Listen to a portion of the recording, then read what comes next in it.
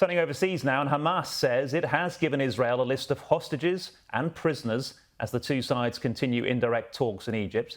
US Special Envoy Steve Witkoff and President Trump's son-in-law, Jared Kushner, have joined the talks where there is renewed hope of a peace deal. Adam Parsons filed this report.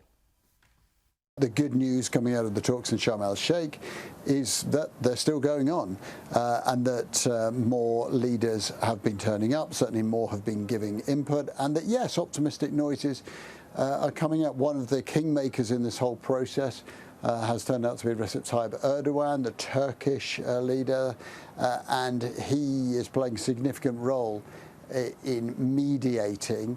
The foreign minister from Turkey is also there today, and they are talking about significant headway being made in this first round of talks.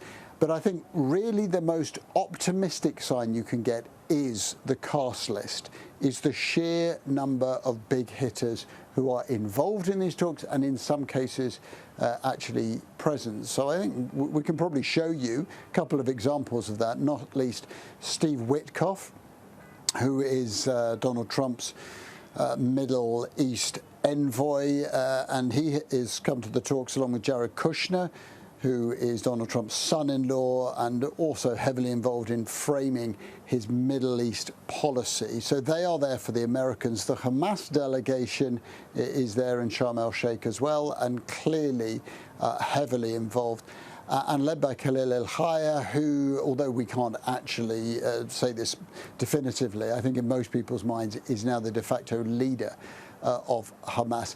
And that fact that there has now been an exchange of lists between Hamas and the Israelis, they're not talking directly, of course, but indirectly, is important. On the one hand, the list of hostages who Hamas say they are prepared to release, and on the other hand, the prisoners that they say they want in return, and we expect that to include some very significant high-profile names. Now, that is where we get into the questions. For all the optimism, the Israeli red lines and the Hamas red lines still seem very entrenched.